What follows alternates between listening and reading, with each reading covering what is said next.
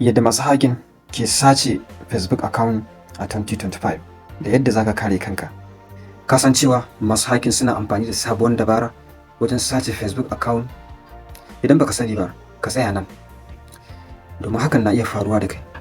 Yanzu ba kawai suna turo da link bane, suna amfani da AI da fake Facebook login wanda ke kama da na gaskiya 100%. Da zarar ka shigar da password, an gama, account ɗinka ya tafi kenan.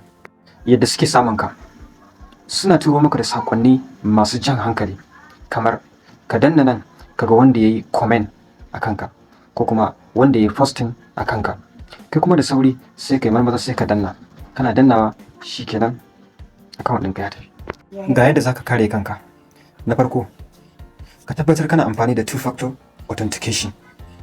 Na biyu, kada ka taɓa shigar da password idan baka tabbatar da shafin na gaskiya bane.